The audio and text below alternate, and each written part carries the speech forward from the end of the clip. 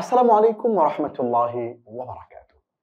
অর্থ বুঝে কোরআন শিখি কোর্সে আজকের এই লেসনে আমরা শিখব কোরআনে যেভাবে আরবি শব্দ ও বাক্য গঠিত হয়, অর্থাৎ ওয়ার্ড এন্ড সেন্টেন্স ফরমেশন।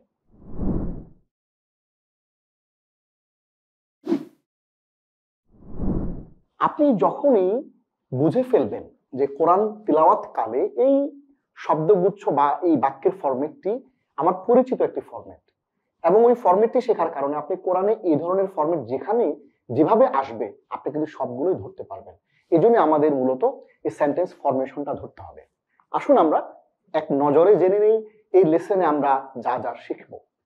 প্রথমে আমরা গল্পে গল্পে নামবাচক বাক্য, ক্রিয়াবাচক বাক্য পরিচিতি দেখব এবং আরবি ভাষায় বাক্যের প্রকারগুলো দেখব, কত রকমের বাক্য আছে আরবি ভাষায়, এবং নামবাচক বাক্য বা জুমলা ইসমিয়া এবং ক্রিয়াবাচক বাক্য বা জুমলা ফি'লিয়া এটার সংজ্ঞাটা আমরা জানবো, এবং ইসিম সম্পর্কে এমন একটা বিষয় জানবো যা খুবই জরুরি, এবং বাক্যে নামবাচক এবং গুণবাচক ইসিম কোথায় বসে, ইংরেজিতে কোথায় বসে, বাংলাতে কোথায় বসে এবং আরবিতে কোথায় বসে, এই বিষয়গুলো আমরা চমৎকার করে কিন্তু এখান থেকে দেখে নেব।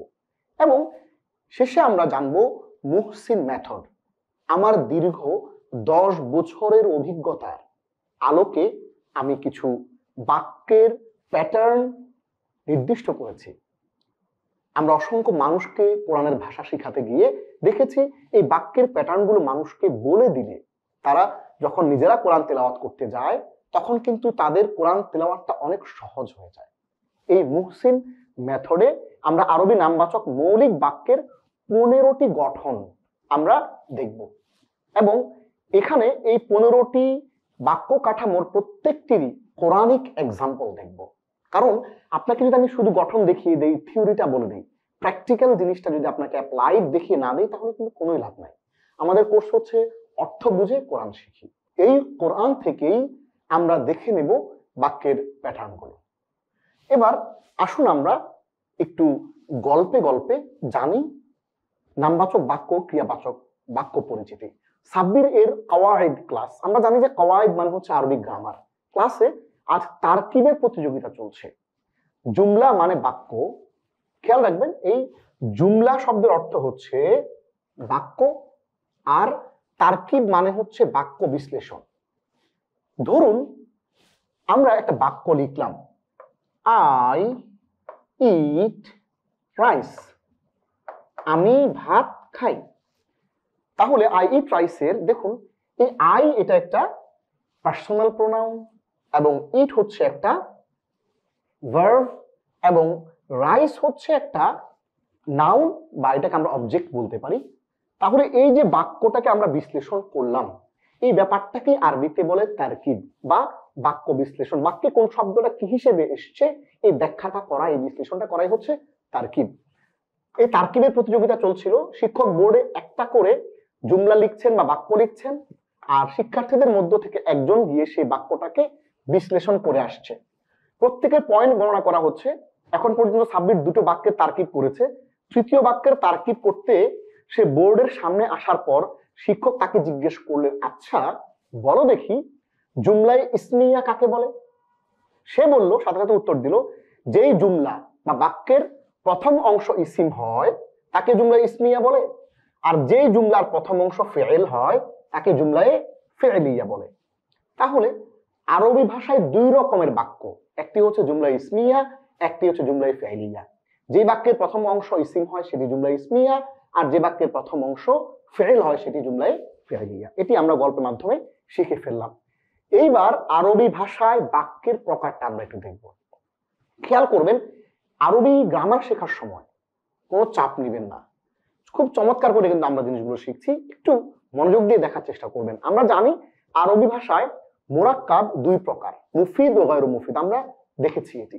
মুরাক্কাব মুফিদকে জুমলা বলা হয়, অর্থাৎ আমরা মুরাক্কাব মুফিদ যেটা বলেছিলাম যে কমপ্লিট সেন্টেন্স, যেটা আমরা বলেছিলাম আপনাদের মনে থাকবার কথা, ওই কমপ্লিট সেন্টেন্সটাকে আমরা আরেকটা শব্দে বলতে পারি জুমলাতুন বা কমপ্লিট বাক্য। আরবি ভাষায় বাক্য বা জুমলা প্রথমত 2 প্রকার। প্রথমত কয় প্রকার? প্রথমত 2 প্রকার। একটাকে আমরা বলি জুমলাতুন খাবারিয়াতুন বা সংবাদমূলক বাক্য, আরেকটা হচ্ছে জুমলাতুন ইনশাইয়াতুন বা রচনামূলক বাক্য। আবার জুমলা খবরিয়া যেটা, খেয়াল করবেন এই যে জুমলাই খবরিয়া যেটা, এই জুমলাই খবরিয়া হচ্ছে আবার এই দুই প্রকার। আমাদের এই আলোচ্য বিষয় হচ্ছে এই দুই প্রকার নিয়ে। অর্থাৎ এই জুমলাই খবরিয়ার যে দুইটা প্রকার, একটা হচ্ছে নামবাচক বাক্য বা জুমলাতুন ইসমিয়াতুন নামবাচক বাক্য, আরেকটি হচ্ছে ক্রিয়াবাচক বাক্য জুমলাতুন ফি'লিয়াতুন। আপনারা ইসমিয়াতুন দেখতে পাচ্ছেন, তার মানে নাম। আপনারা ফি'লিয়াতুন দেখতে পাচ্ছেন, তার মানে হচ্ছে ক্রিয়া। সো আমরা ইসিম ফি'ল এই দুটাকে আমরা চিনি। ইসিম ফি'ল এই দুইটাকে যখন আমরা চিনি, তাহলে আমরা জুমলাতুন ইসমিয়াতুন এবং জুমলাতুন ফি'লিয়াতুন আমাদের জন্য বোঝা খুবই সহজ। আমরা এই লেসনের শেষের দুই যে প্রকার আছে, অর্থাৎ জুমলাতুন খবরিয়াতুন যেটা, এইটার যে দুই প্রকার, জুমলাতুন ইসমিয়াতুন বা নামবাচক বাক্য, জুমলাতুন ফি'লিয়াতুন বা ক্রিয়াবাচক বাক্য, এই ব্যাপারটি নিয়ে আমরা এখানে আলাপ করব। আসুন আমরা একটু জানি যে নামবাচক বাক্য বা জুমলাতুল ইসমিয়া বা ক্রিয়াবাচক বাক্য বা জুমলা ফি'লিয়ার সংজ্ঞা। আমরা একটু দেখি নামবাচক বাক্য, এই প্রত্যেকটা আমরা দেখে নেব। নামবাচক বাক্য বা জুমলা ইসমিয়া হলো সেই বাক্য যা একটি ইসিম দিয়ে শুরু হয়। কি দিয়ে শুরু হয়? একটা ইসিম দিয়ে শুরু হবে। এ ধরনের বাক্য সাধারণত কোনো কিছুর অবস্থা বা বৈশিষ্ট্য বর্ণনা করে থাকে। কি বর্ণনা করে থাকে? অবস্থা বা বৈশিষ্ট্য। এটি অবস্থা বা বৈশিষ্ট্য বর্ণনা করে থাকে। এটি মোট দুইটি মূল উপাদান নিয়ে গঠিত হয়। কয়টি মূল উপাদান? দুইটি মূল উপাদান নিয়ে গঠিত হয়। প্রথমটিকে বলে মুবতাদাউন এবং দ্বিতীয়টিকে বলে খাবারুন। তাহলে নামবাচক বাক্য বা জুমলাতুন ইসমিয়াতুন এটি যে গঠিত হয়, এটির মূল এলিমেন্টস হচ্ছে দুটো। প্রথম যে অংশটি সেটিকে বলা হয় মুবতাদা এবং দ্বিতীয় যে অংশটি সেটিকে বলা হয় খবর। এবার আমরা কোরআনের আয়াত থেকে একবার অ্যাপ্লাইড প্রায়োগিক ভাবে আমরা জিনিসটা একটু দেখার চেষ্টা করব। দেখুন কোরআনের আয়াত, সূরা নম্বর 4, সূরা নিসা আয়াত নম্বর 96, ওয়াল্লাহু গফুরুর রহিম। আর আল্লাহ, ওয়াল্লাহু আর আল্লাহ, গফুরুন অতিশয় ক্ষমাশীল, রহিমুন পরম দয়ালু। এই আয়াতের মধ্যে ওয়াল্লাহু যে অংশটি আপনি দেখতে পাচ্ছেন এখানে, এই ওয়াল্লাহু যে অংশটি, এই ওয়াল্লাহু অংশটি হচ্ছে মুবতাদা এবং গফুরুন রহিমুন এই অংশটি হচ্ছে খবর। অর্থাৎ এই বাক্যের মধ্যে আপনাকে একটা সংবাদ দিচ্ছে। তাহলে আমরা বলে এসেছিলাম যে জুমলাতুন ইসমিয়াতুন মানে হলো এমন একটি বাক্য যেটি কোনো কিছুর অবস্থা বা বৈশিষ্ট্য বর্ণনা করে। এটি আমরা বলে এসেছিলাম। তাহলে দেখুন এইখানে আল্লাহু গফুরুর রহিম, আল্লাহ অতিশয় ক্ষমাশীল এবং পরম দয়ালু, এখানে কিন্তু আল্লাহর বৈশিষ্ট্য বর্ণনা করা হচ্ছে। তার মানে হচ্ছে এটি কিন্তু একটি আল জুমলাতুল ইসমিয়া বা একটি নামবাচক বাক্য বা জুমলা ইসমিয়া। তাহলে আল্লাহ হচ্ছে মুবতাদা এবং গফুরুর রহিম হচ্ছে খবর। ঠিক তেমনি এরপর আয়াতটা দেখি, আল্লাহু নূরুস সামাওয়াতি ওয়াল আরদ। আল্লাহ, আল্লাহ, নূর আলো, আস-সামাওয়াতি ওয়াল আরদ আকাশমণ্ডলী ও পৃথিবীর। আল্লাহু নূরুস সামাওয়াতি ওয়াল আরদ, আল্লাহ আকাশমণ্ডলী ও পৃথিবীর আলো। সূরা নম্বর 24, সূরা আন-নূর আয়াত নম্বর 35। এইখানেও দেখুন আল্লাহ হচ্ছে মুবতাদা এবং এর পরের যে অংশটি নূরুস সামাওয়াতি ওয়াল আরদ, এই অংশটি হচ্ছে খবর। তাহলে আমরা এখান থেকে চমৎকার করে এক্সাম্পল পেয়ে গেলাম যে জুমলাতুল ইসমিয়াতুন এর প্রথম অংশটির নাম হচ্ছে মুবতাদা এবং দ্বিতীয় অংশটির নাম হচ্ছে খবর। এই দুটো আয়াত থেকে কিন্তু চমৎকার করে আমরা প্র্যাকটিক্যালি জুমলাতুল ইসমিয়াতুনটা শিখে ফেললাম। এবার আমরা জুমলাতুল ফি'লিয়াতুনটা আমরা দেখার চেষ্টা করব। দেখুন ক্রিয়াবাচক বাক্য বা জুমলা ফি'লিয়া হচ্ছে সেই বাক্য যা একটি ফি'ল বা ক্রিয়া দিয়ে শুরু হয়। অর্থাৎ যখন আপনি দেখবেন যে একটি বাক্য শুরু হচ্ছে ফি'ল বা ক্রিয়া দিয়ে, তখনই আপনি কিন্তু বুঝে ফেলবেন, কি বুঝে ফেলবেন, যে এই বাক্যটি কিন্তু একটি ক্রিয়াবাচক বাক্য হতে যাচ্ছে। এ ধরনের বাক্য সাধারণত কোনো কাজ বা ঘটনার বর্ণনা করে। এটি সাধারণত দুটি মূল উপাদান নিয়ে গঠিত হয়। কয়টি মূল উপাদান? দুইটি মূল উপাদান নিয়ে গঠিত হয়। প্রথমটিকে বলে ফি'লুন এবং দ্বিতীয়টিকে বলে ফাইলুন। ফি'লুন মানে হচ্ছে কর্ম, ক্রিয়া, আর ফাইলুন হচ্ছে কর্তা। এটা আমরা পরে আরো ভালো করে শিখবো ইনশাআল্লাহ। তাহলে দেখুন আমরা একটা আয়াতের এক্সাম্পল যদি দেই, ইদা জাআ নাসরুল্লাহি ওয়াল ফাতহ। ইদা যখন, জাআ আসবে, নাসরুল্লাহি আল্লাহর সাহায্য, ওয়াল ফাতহু ও বিজয়। সূরা নম্বর 110, সূরা আন-নাসরের আয়াত নম্বর 1 আমরা জানতে পারছি যে জাআ যে শব্দটা এখানে দেখতে পাচ্ছেন এটি হচ্ছে একটা ফি'ল এবং নাসরুল্লাহি ওয়াল ফাতহু আল্লাহর সাহায্য এবং বিজয় এটি হচ্ছে ফাইল। তাহলে আমরা জেনে গেলাম যে আল জুমলাতুল ফি'লিয়া বা ক্রিয়াবাচক যে বাক্য, সেই বাক্যে দুটো অংশ থাকে, একটির নাম ফি'ল, একটির নাম ফাইল। ফি'লটি শুরুতে আসবে যেটি এখানে দা হিসেবে এসেছে এবং ফাইলটি আসবে তারপরে। তাহলে সেটি আমরা কিন্তু এখানে প্র্যাকটিক্যালি কোরআন আয়াত থেকে দেখে ফেললাম। এইবার আমরা ইসিম সম্পর্কে খুবই গুরুত্বপূর্ণ একটি বিষয় জানবো। আমরা জেনেছি ইসিম, ফেল, হরফ, যত রকমের আরবি শব্দ আছে সেটি হয়তো ইসিম, না হলে ফেল, না হতো সেটি হরফ। এই তিনটির মধ্যে ইসিমটি সম্পর্কে একটু আমাদের জানা দরকার। ইসিম সম্পর্কে আমরা কিছু কথা জানতেই হবে। কোনো কিছু নামকে ইসিম বলে। পৃথিবীর সকল নাম এটা হচ্ছে ইসিম, যেটাকে আমরা ইংরেজিতে বলি noun is a naming word. আমরা কি বলি?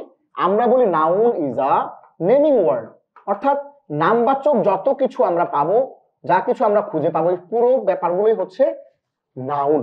তাহলে যত কিছু নাম সবকিছু ইসিম। বাংলায় যাকে বিশেষ্য পদ, বাংলা আমরা যাকে বিশেষ্য পদ বলি, কি বলি আমরা? বিশেষ্য পদ। এবং আরবিতে আমরা যাকে বলি নাউন, ইংরেজিতে আমরা যাকে বলি নাউন। ওই ইংরেজি ভাষার নাউন বাংলা ভাষায় বিশেষ্য পদ এবং আরবি ভাষায় কিন্তু ইসিম। তাহলে আমরা তিনটা জায়গায় একটু অ্যালাইন হয়ে যাই। ইংরেজি ভাষার নাউন, বাংলা ভাষার বিশেষ্য পদ এবং আরবি ভাষার ইসিম একই জিনিস। তাহলে আরবি ভাষায় ইসিমের মধ্যে অন্তর্ভুক্ত আছে কি কি? বিশেষ্য, নাউন, সর্বনাম, প্রোনাউন বা যমির এবং বিশেষণ, অ্যাডজেক্টিভ, যেটাকে আমরা সিফত বা নাত হিসেবে বলতে পারি। তাহলে বেশিরভাগ আরবি শব্দই হচ্ছে ইসিম। হ্যাঁ, বেশিরভাগ আরবি শব্দই কোরআনিক আরবিক এবং নর্মাল যে আরবি ভাষা সেটিরও কিন্তু বেশিরভাগ শব্দই হচ্ছে ইসিম। তাহলে আমরা এখানে শিখে ফেললাম যে ইসিম, বিশেষ্য, নাউন, যমির, প্রোনাউন, সর্বনাম, সিফত বা নাত, অ্যাডজেক্টিভ, বিশেষণ। কোনটার আরবিতে কি নাম, বাংলাতে কি নাম এবং ইংরেজিতে কি নাম, এই জিনিসগুলো কিন্তু আমরা চমৎকার করে জেনে ফেললাম। এইবার আমরা একটু দেখি যে ইসিমের শ্রেণী বিভাগ আছে। ইসিমের একটু প্রকারটা বুঝতে হবে। একটা হচ্ছে নামবাচক ইসিম, একটা হচ্ছে গুণবাচক ইসিম। কোন ইসিম কিছুর নাম ও সর্বনাম বুঝাবে, অর্থাৎ কোনো কিছুর নাম যেটাকে আমরা নাউন বলি, কোনো কিছু সর্বনাম যেটাকে আমরা প্রোনাউন বলি, এই বিভাগের অন্তর্ভুক্ত। নামবাচকের ভিতরে আছে হলো নাউন এবং প্রোনাউন, এবং গুণবাচকের ভিতরে আছে হলো অ্যাডজেক্টিভ। তাহলে আপনাদের মনে থাকবার কথা যে আমরা নাউনের ভিতরে নাউন, প্রোনাউন, অ্যাডজেক্টিভ এই তিনটাকেই যুক্ত করেছিলাম। এই তিনটাকে আমরা এখন একটু ভাগ করলাম দুই ভাগে, যে একটা হচ্ছে নাউন এবং প্রোনাউনের ভাগ নামবাচক ইসিম, আর আরেকটা হচ্ছে গুণবাচক ইসিম যেটাকে আমরা অ্যাডজেক্টিভ বলি। তাহলে আমরা নাউন, প্রোনাউন, অ্যাডজেক্টিভ এই তিনটা ইসিমকেই দুই ভাগে ভাগ করলাম। একটা হচ্ছে নামবাচক ইসিম, নাউন এবং প্রোনাউন, আর একটা হচ্ছে গুণবাচক ইসিম যেটাকে আমরা অ্যাডজেক্টিভ বলবো। এইবার আমরা একটু জানবো যে বাক্যে নামবাচক এবং গুণবাচক ইসিমের অবস্থান। ইংরেজি বাক্যে নামবাচক এবং গুণবাচক ইসিম কোথায় বসে, আরবি বাক্যে কোথায় বসে এবং বাংলা বাক্যে কোথায় বসে সেটা আমরা দেখবো। দেখুন, ইংরেজি ও বাংলাতে অ্যাডজেক্টিভটা যেটা, এই অ্যাডজেক্টিভটা এইটা আগে বসে এবং নাউনটা পরে বসে, বিশেষণটা পরে বসে। যেমন বাংলায় যদি আমরা বলি যে ভালো ছেলে, গুণটা আগে বসেছে, পরে বিশেষণটা বসেছে পরে। ইংরেজিতে হচ্ছে গুড বয়, সেম, অর্থাৎ আগে বিশেষণ বসলো পরে বিশেষ্য বসলো। হ্যাঁ, ভালো ছেলে, গুড বয়। কিন্তু আরবিতে ব্যাপারটা উল্টা। কিন্তু আরবিতে নামবাচক ইসিম আগে বসে এবং অ্যাডজেক্টিভ বা গুণবাচক যে ইসিমটা এইটা বসে পরে। যেমন আমরা যদি উদাহরণে চলে যাই, কিরকম? তাহলে ভালো ছেলে, গুড বয়। আরবিতে উল্টা, আরবিতে আগে বসবে হচ্ছে বিশেষ্য, এটা বিশেষ্য বসে আগে আর বিশেষণটা বসে পরে। আমরা একটু দেখি কোরআন আয়াত থেকে দেখি। আশ-শাইতানির রাজিম, বিতাড়িত শয়তান। আল কোরআনুল হাকিম, বিজ্ঞানময় কোরআন। আস-সিরাতাল মুস্তাকিম, দৃঢ় সঠিক রাস্তা। রাসূলুন কারীম, সম্মানিত একজন রাসূল। আয়াতিন বাইয়িনা, স্পষ্ট একটি নিদর্শন। ওয়া'দাম মাফউলা, প্রতিপালিত একটি প্রতিশ্রুতি। আযাবুন আলীম, যন্ত্রণাদায়ক একটি শাস্তি। তাহলে আরবি ভাষায় এই আশ-শাইতান বা আমরা যেটাকে বলছি ইসিম, হ্যাঁ, যেটাকে আমরা বলছি হলো এই আর রাজিমটা হচ্ছে বিশেষণ বা গুণবাচক, যেটা অ্যাডজেক্টিভ। এটা বাংলাতে আসে আগে আর আরবিতে আসছে এটা কবে, পরে। তাহলে আমরা জিনিসটা দেখে ফেলেছি যে গুড বয়, ভালো ছেলে, আর আরবির ফরম্যাটটা হচ্ছে একটু ডিফারেন্ট। এটা যদি বাংলা হতো তাহলে এটা, ইংরেজি হতো তাহলে এটা আগে চলে আসতো, কিন্তু আরবিতে আসছে পরে। তাহলে আমরা জেনে গেলাম যে আরবি বাক্যে বিশেষ্য পরে বিশেষণ বসে, আর বাংলা বাক্যে আগে, বাংলা এবং ইংরেজি বাক্যে আগে বসে বিশেষণ, তারপরে বসে বিশেষ্য। এটা আমরা জেনে ফেললাম। এইবার আমরা অত্যন্ত গুরুত্বপূর্ণ আরবি ভাষার একটা জিনিস জানতে চাই, একটু ভালো করে মনোযোগ দিবেন। কারণ হচ্ছে কেন আমরা এই মুহসিন মেথডটা এখানে নিয়ে এসেছি। আমাদের 10 বছরের অভিজ্ঞতায় আমরা দেখেছি যে মানুষ কোরআন পড়তে গিয়ে অনেক শব্দ শিখেছে, শব্দগুলো সে চিনে, কিন্তু বাক্যের প্যাটার্নটা সে বুঝতে পারে না। আমরা 10 বছরের এই জার্নিতে আমরা দেখেছি মানুষকে যদি কিছু শব্দের গঠন এটা শেখানোর পরে যখন বাক্যগুচ্ছের যে গঠন এরকম জিনিসগুলো দেখিয়ে দেওয়া হয়, তখন তারা কোরআন তিলাওয়াত করতে গিয়ে তারা অনেক সহজেই বাক্যের প্যাটার্ন গুলো বুঝতে পারে। এই জন্য মুহসিন মেথডে এখানে আমরা কোরআনে অধিক ব্যবহৃত, কোরআনে সবচেয়ে বেশি ব্যবহৃত যেই আরবি নামবাচক মৌলিক বাক্যের গঠন, আমরা কিন্তু নামবাচক এটাকে আমরা জুমলা ইসমিয়া বলছি, আমরা জুমলা ফেলিয়া না, নামবাচক মৌলিক বাক্যের গঠন। অর্থাৎ আমরা বলে থাকি যে এই 15 রকমের আরবি বাক্য কাঠামো যদি কারো জানা থাকে তাহলে কোরআনে অধিকাংশ বাক্যই আল জুমলাতুল ইসমিয়া বা নামবাচক বাক্য। তাহলে সে ম্যাক্সিমাম কোরআনের যে আয়াতগুলো সেগুলোর প্যাটার্ন বা স্ট্রাকচারটা সে ধরতে পারবে ইনশাআল্লাহ। অসংখ্য মানুষ পেরেছে, আপনিও পারবেন। তাহলে আমরা Quranic Arabic basic sentence structures আমরা একটু দেখে আসি। প্রথম স্ট্রাকচারটা হচ্ছে কিতাবুন। এটি গঠিত হয়েছে কিভাবে? একক একটি অনির্দিষ্ট ইসিমের দ্বারা। কিতাবুন, দেখুন বাক্যটা আস্তে আস্তে এক্সপান্ড হবে। বুক, আ বুক, এরপর that is a book, a wise book. এই যে একটা শব্দ বাড়ছে, বাক্যের প্যাটার্নটা বড় হচ্ছে, চেঞ্জ হচ্ছে, এই যে পরিবর্তনগুলোই কিন্তু আমরা এখানে দেখাবো আপনাদেরকে। কিতাবুন একটি বই, একক একটি অনির্দিষ্ট ইসমের মাধ্যমে গঠিত হয়েছে। দ্বিতীয় হচ্ছে দালিকা কিতাবুন, উহা একটি বই। দালিকা উহা কিতাবুন একটি বই, এটি এসছে একটা নির্দেশক ইসিম আসছে এবং একক একটি অনির্দিষ্ট ইসমের মাধ্যমে গঠিত হয়েছে। এবং তৃতীয় বাক্যের ফরম্যাটটা হচ্ছে কিতাবুন হাকিমুন, একটি প্রজ্ঞাপূর্ণ বই। এখানে দুইটি অনির্দিষ্ট ইসিম আসছে, প্রথমটিকে দ্বিতীয়টি বিশেষায়িত করেছে। তাহলে আমরা তিনটা প্যাটার্ন একটু দেখে নেই। কিতাবুন একটি বই, দালিকা কিতাবুন উহা একটি বই, কিতাবুন হাকিমুন একটি প্রজ্ঞাপূর্ণ বই। এটাকে আমরা আরেকটু বড় করব। এখন আপনার প্রশ্ন আসতে পারে যে আপনি কেন এইভাবে একটার পর একটা প্যাটার্ন বাড়াচ্ছেন। এইটাই হচ্ছে সায়েন্স, যে আপনি যখন কোরআন পড়তে যাবেন কিভাবে একটা শব্দ থেকে বেড়ে বেড়ে বাক্যগুলো গঠিত হচ্ছে এইটা আপনার জানা দরকার। এবার আমরা 4 নম্বর প্যাটার্নটা দেখব। দালিকা কিতাবুন হাকিমুন, উহা একটি প্রজ্ঞাপূর্ণ বই। এখানে নির্দেশক ইসিম রয়েছে এবং দুইটি অনির্দিষ্ট ইসিম রয়েছে। পঞ্চমটা হচ্ছে আমরা শুধুমাত্র এখানে আলিফলাম যুক্ত করলাম। আল কিতাবু বইটি একটি নির্দিষ্ট ইসিম, যেটাকে আমরা আপনাদেরকে দেখিয়েছিলাম যে একটা ডেফিনিট নাউন। দালিকাল কিতাবু ওই বইটি একটি নির্দেশক ইসিম এবং একটি অনির্দিষ্ট ইসিম। এবং 7 নম্বর হচ্ছে দালিকাল কিতাবু হুদা, ওই বইটি পথ প্রদর্শক।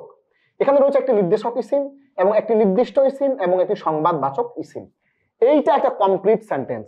দালিকাল কিতাবু হুদা, ওই বইটি পথ প্রদর্শক। এবং 8 নম্বরে আমরা চলে এসেছি এখানে পসেসিভ কেস, এটা আমরা যদিও পরে ব্যাখ্যাটা বিশ্লেষণ করব। কিতাবুল্লাহি, আল্লাহর কিতাব। এখানে একটি সম্বন্ধবাচক, দুইটি ইসিম একটিকে আরেকটির দিকে সম্বন্ধ করা হয়েছে। কিতাবুল্লাহি, আল্লাহর কিতাব। তাহলে আমরা যদি পিছন থেকে একটু আসি যে কিতাবুন একটি বই, দালিকা কিতাবুন উহা একটি বই, কিতাবুন হাকিমুন একটি প্রজ্ঞাপূর্ণ বই। 4 নম্বরে দালিকা কিতাবুন হাকিমুন, দেখেন সিকোয়েন্সটা কিভাবে আসছে। উহা একটি প্রজ্ঞাপূর্ণ বই, আল কিতাবু বইটি, দালিকাল কিতাবু ওই বইটি, দালিকাল কিতাবু হুদা ওই বইটি পথ প্রদর্শক, কিতাবুল্লাহি আল্লাহর কিতাব। তাহলে 8টা ফরম্যাট আমরা দেখে ফেললাম। এইবার হাদা কিতাবুল্লাহি, ইহা আল্লাহর কিতাব। এখানে একটা নির্দেশক ইসিম আসছে এবং সম্বন্ধবাচক দুটি ইসিম আসছে। এরপরে কিতাবুল্লাহি তাইয়িবুন, আল্লাহর কিতাব উত্তম। এখানে সম্বন্ধবাচক দুটি ইসিম আসছে, একটা মুবতাদা এবং পরেরটা খবর। তাহলে কিতাবুল্লাহি তাইয়িবুন, আল্লাহর কিতাব হচ্ছে কি উত্তম। আল কুরআনু কিতাবুল্লাহি, কোরআন আল্লাহর কিতাব। একটি নির্দিষ্ট ইসিম প্লাস একটি সম্বন্ধবাচক দুটি ইসিম এখানে আসছে। এবং সর্বশেষ এখানে 12 নম্বরে রয়েছে কি কিতাবুহু কাইয়িমুন, তার কিতাবটি সুপ্রতিষ্ঠিত। এইখানে সর্বনামের দিকে সম্বন্ধবাচক একটি ইসিম আসছে এবং সংবাদবাচক একটি ইসিম আসছে। তাহলে আমরা যদি একটু পেছন থেকে আবার একটু যাই, একটু খেয়াল করেন। প্রথমে ছিল কি যে কিতাবুন একটি বই, দালিকা কিতাবুন উহা একটি বই, দালিকা কিতাবুন হাকিমুন একটি প্রজ্ঞাপূর্ণ বই, দালিকা কিতাবুন হাকিমুন উহা একটি প্রজ্ঞাপূর্ণ বই, আল কিতাবু বইটি, দালিকাল কিতাবু ওই বইটি, দালিকাল কিতাবু হুদা ওই বইটি পথ প্রদর্শক, কিতাবুল্লাহি আল্লাহর কিতাব, এবং হাদা কিতাবুল্লাহি ইহা আল্লাহর কিতাব, কিতাবুল্লাহি তাইয়িবুন আল্লাহর কিতাব উত্তম, আল কোরআনু কিতাবুল্লাহি কোরআন আল্লাহর কিতাব, কিতাবুহু কাইয়িমুন তার কিতাবটি সুপ্রতিষ্ঠিত। এই যে সিকোয়েন্সিংটা বাক্যের, এটা একটু খেয়াল করবেন। এরপরে সর্বশেষ 13, 14, 15 ফাওকাল কিতাবি কিতাবের উপরে, এখানে একটি অবস্থানবাচক একটি অব্যয় রয়েছে, একটি নির্দিষ্ট ইসিমের দিকে এটাকে সম্বন্ধ করা হয়েছে, এবং এরপরে ফাওকাল কিতাবি কলামুন কিতাবের উপরে একটি কলম রয়েছে, অবস্থানবাচক একটি অব্যয় সম্বন্ধ হয়েছে একটি নির্দিষ্ট ইসিমের দিকে, প্লাস সংবাদবাচক একটা ইসিম রয়েছে। ফাওকাল কিতাবি কলামুন কিতাবের উপরে একটি কলম রয়েছে, এবং সর্বশেষ বাক্যটি হচ্ছে ফি কিতাবিল্লাহি নূরুন, ফি কিতাবিল্লাহি আল্লাহর কিতাবে নূরুন নূর আছে। এইখানে স্থানবাচক, এই ফি শব্দটা স্থানবাচক, স্থানবাচক একটি অব্যয়, সম্বন্ধবাচক দুটি ইসিমের দিকে সম্বন্ধ হয়েছে, একটি সংবাদবাচক, এরপরে আসছে একটি সংবাদবাচক ইসিম। এখন আপনার মনে প্রশ্ন জাগতে পারে যে এরকম এত কিছু, হ্যাঁ, বাক্যের ধরন, মৌলিক বাক্য কাঠামো, এগুলো আমার জানার দ্বারা কি হবে? দেখুন কি হবে এটা আমরা একটু পরে দেখছি। যখন আপনি কোরআনে যাবেন, এরকম অসংখ্য একটা প্যাটার্নে অসংখ্য বাক্য আপনি দেখতে পাবেন, অসংখ্য বাক্য গঠন, বাক্য গুচ্ছ আপনি দেখতে পাবেন, আপনি অনেক আনন্দ ফিল করবেন যে না আমি জিনিসগুলো বুঝতে পারছি, ব্যাপারগুলো আমি ধরতে পারছি। তাহলে আমরা এবার একটু পেছনে চলে যাই, আবার শুরু থেকে আমরা যদি একটু আসি যে কিতাবুন একটি বই, দালিকা কিতাবুন উহা একটি বই, কিতাবুন হাকিমুন একটি প্রজ্ঞাপূর্ণ বই, দালিকা কিতাবুন হাকিমুন উহা একটি প্রজ্ঞাপূর্ণ বই, আল কিতাবু বইটি, দালিকাল কিতাবু ওই বইটি, দালিকাল কিতাবু হুদা ওই বইটি পথ প্রদর্শক, কিতাবুল্লাহি আল্লাহর কিতাব, হাদা কিতাবুল্লাহি ইহা আল্লাহর কিতাব, কিতাবুল্লাহি তাইয়িবুন আল্লাহর কিতাব উত্তম, আল কোরআনু কিতাবুল্লাহি কোরআন আল্লাহর কিতাব, কিতাবুহু কাইয়িমুন তার কিতাবটি সুপ্রতিষ্ঠিত, ফাওকাল কিতাবি কিতাবের উপরে, ফাওকাল কিতাবি কলামুন কিতাবের উপরে একটি কলম আছে, ফি কিতাবিল্লাহি নূরুন আল্লাহর কিতাবে নূর আছে। এই 15টা সেন্টেন্স প্যাটার্ন আমরা দেখেছি আমাদের 10 বছরের অভিজ্ঞতায়। যখনই মানুষ এই বাক্যগুলো মুখস্থ করে ফেলে, অ্যাবজর্ব করে, তখনই কিন্তু তার মধ্যে একটা পরিবর্তন আসে। কোরআন তিলাওয়াত কালে সে দেখতে পায়, বুঝতে পারে প্রত্যেকটা এই প্যাটার্ন, প্রত্যেকটা প্যাটার্ন কিন্তু সে কোরআন তিলাওয়াত কালে পেয়ে যায়, এবং পেয়ে গেলে তার মধ্যে একটা ফিলিং আসে যে হ্যাঁ আমি তো বাক্যের গঠনটা বুঝতে পারছি। এটি হচ্ছে আমাদের এই বাক্যগুলো আপনাদেরকে শেখানোর মূল কারণ। যেখানে যেখানে ডট ডট দেখবেন, যে ডট ডট লেখা আছে 3টা ডট, এটি হচ্ছে একটি অসম্পূর্ণ বাক্য, এটিকে আমরা জুজউল জুমলা বা বাক্যাংশ বলি, যেটাকে আমরা মুরাক্কাব গায়রে মুফিদ বলি। তাহলে এইবার আমরা এই মুহসিন মেথডে আমরা 15টা কোরআনের যেই বেসিক সেন্টেন্স স্ট্রাকচার রয়েছে সেটা আমরা শিখে ফেলেছি। এবার আমরা ওইটার প্র্যাকটিক্যাল এক্সাম্পল আমরা দেখব সরাসরি কোরআন থেকে। আমরা মুহসিন মেথডে এই 15টি sentence structure, basic sentence structure দেখার পরে এইবার আমরা কি করব, আমরা ওই সেন্টেন্স স্ট্রাকচার গুলোকে কোরআন থেকে নিয়ে আসব, যাতে করে এই সেন্টেন্স স্ট্রাকচারটা কোরআন তিলাওয়াত কালে আপনি যেন পড়ে সেটাকে অ্যাবজর্ব করতে পারেন এবং আপনার কাছে কোরআনটাকে অনেক আপন মনে হয়। আমরা কিন্তু এখানে এসেছি অর্থ বুঝে কোরআন শিখতে। যত বেশি আপনার কাছে কোরআনটাকে আপন মনে হবে, যত বেশি পরিমাণে সেন্টেন্স স্ট্রাকচারটা আপনার তিলাওয়াত করতে গিয়ে আপনার কাছে পরিচিত মনে হবে, তত কিন্তু আপনি কোরআনের আরো কাছাকাছি চলে যাবেন। এবং আমরা একটা কথা খুবই বলি যে আপনি কোরআনের অর্থ পড়ে, অনুবাদ পড়ে কিন্তু আপনি কখনোই কোরআন বুঝতে পারবেন না। কোরআনের কিন্তু কোনো অনুবাদই হয় না, এটা আল্লাহর ভাষা, আল্লাহর একটা এক্সপ্রেশন। আপনি অনুবাদ আমরা করি হচ্ছে এটা আমাদের মজবুরি, আমরা বাধ্য হয়ে আমরা কোরআন অনুবাদ করি। আসলে আপনাকে সত্যিকার অর্থে কোরআনটা কোরআন থেকেই, কোরআনের ভাষা থেকেই কিন্তু আপনাকে কোরআনটা বুঝতে হবে। আল্লাহ আমাদেরকে তৌফিক দিন। দেখুন আমরা এবার দেখাবো আপনাদেরকে কোরআনে অধিক ব্যবহৃত জুমলা ইসমিয়ার 15 রকমের আরবি বাক্য কাঠামোর আমরা কোরআনিক উদাহরণ দিব, অ্যাপ্লাইড এক্সাম্পল আমরা দেখবো। আসুন আমরা দেখি কিতাবুন যে প্রথম ফরম্যাটটা ছিল মৌলিক বাক্য কাঠামো, সেটা আমরা কোরআনের উদাহরণ দেখি। সূরা নম্বর 14 সূরা ইব্রাহিমের 1 নম্বর আয়াত থেকে দেখি, কিতাবুন আনজালনাহু ইলাইকা, এটি এমন একটি গ্রন্থ যা আমি তোমার প্রতি অবতীর্ণ করেছি। এই সেন্টেন্স স্ট্রাকচারটা আমরা পেয়ে গেলাম। দ্বিতীয় নম্বর যালিকা কিতাবুন, উহা একটি কিতাব, সেটি আমরা সূরা নম্বর 2 বাকারার 178 নম্বর আয়াতে পাচ্ছি। যালিকা তাখফীফুম মির রাব্বিকুম, এটি তোমাদের প্রভুর কাছ থেকে লঘু ব্যবস্থাপনা। তাহলে দেখেন যালিকা পেয়ে গেলাম, কিতাবুনের জায়গায় আমরা পেয়ে গেলাম তাখফীফুন, লঘু ব্যবস্থা। তো এই স্ট্রাকচারটা আপনি পেয়ে গেলেন, একই সেম স্ট্রাকচার। 3 নম্বরে কিতাবুন হাকিমুন, একটি প্রজ্ঞাপূর্ণ কিতাব, সেটা আপনি পেয়ে যাচ্ছেন সূরা নম্বর 41 সূরা ফুসসিলাতের 41 নম্বর আয়াতের মধ্যে আপনি পেয়ে যাচ্ছেন।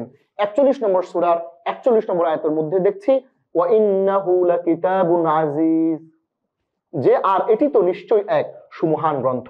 তাহলে কিতাবুন হাকিমুনের আপনি প্যাটার্নটা পেয়ে যাচ্ছেন কিতাবুন আজিজুন। খেয়াল করেন, ওই জিনিসটা আপনাকে ধরতে হবে। কোরআন তিলাওয়াতকালে অসংখ্য আয়াতের মধ্য দিয়ে প্যাটার্নটা আপনাকে খুঁজে বের করে নিয়ে আসতে হবে, তাহলে আপনি কোরআনের অনেক কাছাকাছি চলে যাবেন, ক্লোজ হয়ে যাবেন কোরআন থেকে। 4 নম্বর যে প্যাটার্নটা, যালিকা কিতাবুন হাকিমুন, একটি প্রজ্ঞাপূর্ণ বই। ওয়াযালিকা ইয়াউমুম মাশহুদ, সূরা নম্বর 11 সূরা হুদের 103 নম্বর আয়াতের মধ্যে আমরা দেখতে পাচ্ছি ওয়াযালিকা কিতাবুন ওয়াযালিকা ইয়াউমুম মাশহুদ, এবং সেটি এমন এক দিন যেদিন সবাই হাজির হবে। তাহলে এই প্যাটার্নের মধ্য দিয়ে আমরা কিন্তু এই পুরো প্যাটার্নটা এখানে পেয়ে যাচ্ছি, যালিকা ইয়াউমুম মাশহুদুন।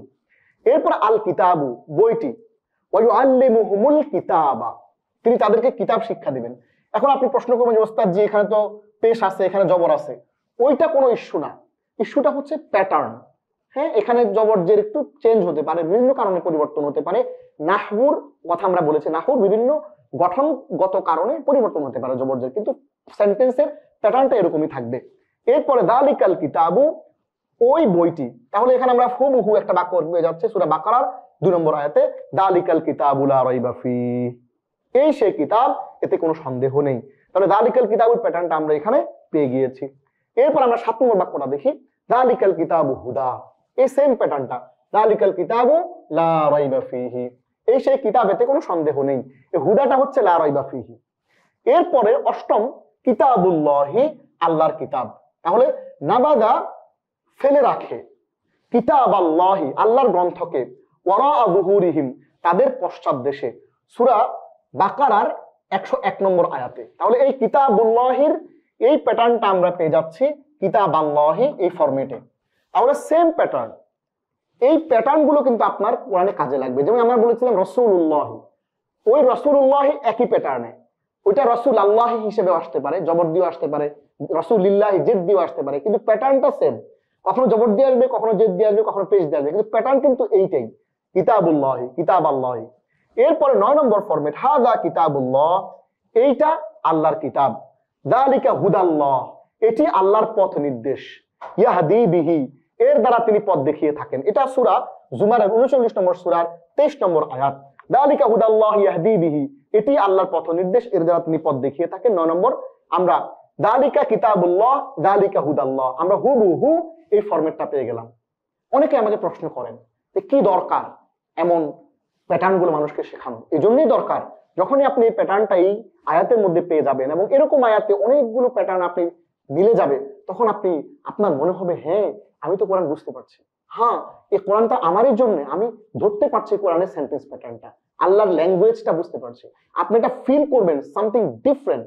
এবং এই ক্লাসটার পরে আপনি যখনই কোরআন তেলাওয়াত করতে যাবেন অবশ্যই আপনি খুঁজবেন যে কোথায় কোথায় কোথায় কোথায় আমি প্যাটার্ন গুলো পাচ্ছি। ইভেন আপনি এই ক্লাসটাকে ভিডিওটা সামনে নিয়ে অথবা এটার পিডিএফটা অথবা বইটা সামনে নিয়ে আপনি কিন্তু কোরআন তেলাওয়াত শুরু করতে পারেন, খুঁজে খুঁজে দেখবেন যে কোথায় কোন পৃষ্ঠায় আমার কোন প্যাটার্নটা আছে। ইভেন আমরা এমনও বলি মানুষকে যে আপনি পেন্সিল নিয়ে বসবেন যে এখানে এত নম্বর ফরম্যাটটা এই বাক্যটা, এত নম্বর ফরম্যাটটা এই বাক্যটা, নাম্বার দিয়ে দিও আপনি কিন্তু কোরআনকে স্টাডি করতে পারেন। আমরা কোরআনকে অধ্যয়নের জন্য, আমরা শুধু তিলাওয়াতের জন্য না, অধ্যয়ন স্টাডি করার জন্য আমরা আপনাদেরকে উদ্বুদ্ধ করছি। বাক্যগুলো ফরম্যাটটা আপনারা বের করবেন ইনশাআল্লাহ। এরপর 10 নম্বর বাক্যে কিতাবুল্লাহ তাইয়িবুন, আল্লাহর কিতাব উত্তম, কিতাব আল্লাহি আলাইকুম, তোমাদের প্রতি আল্লাহর বিধান। সূরা নম্বর 4 সূরা নিসার 24 নম্বর আয়াতের মধ্যে আমরা এটা পেয়ে যাচ্ছি। 10 নম্বর এই প্যাটার্নটা, আল কোরআনু কিতাবুল্লাহি, আল কোরআন আল্লাহর কিতাব। শাহরু রমাদানাল্লাযী উনজিলা ফীহিল কোরআন হুদাল লিন-নাস, রমজান মাসই হলো সেই মাস যাতে নাযিল করা হয়েছে কোরআন, যা মানুষের জন্য হেদায়েত। সূরা বাকারার 185 নম্বর আয়াত, আমাদের সবারই পরিচিত একটা আয়াত। খেয়াল করেন এইখানে আল কোরআনু কিতাবুল্লাহি, সেম প্যাটার্ন, আল কোরআনু হুদাল লিন-নাসি, আল কোরআনু কিতাবুল্লাহি হুদাল লিন-নাসি, আল কোরআন আল্লাহর কিতাব, আল কোরআন মানুষের জন্য হেদায়েত, সেম ফরম্যাট। তো আমরা এই জিনিসগুলো যদি মিলাতে পারি আমাদের এই বাক্যগুলোর সাথে কোরআনের আয়াত, তাহলে অনেক সুন্দর হবে ইনশাআল্লাহ। কিতাবুহু কাইয়িমুন, তার কিতাবে সুপ্রতিষ্ঠিত। হাদা কিতাবুনা ইয়ানতিকু আলাইকুম বিল হাক্কি, এটি আমাদের কিতাব যা তোমাদের বিরুদ্ধে সত্য কথা বলবে।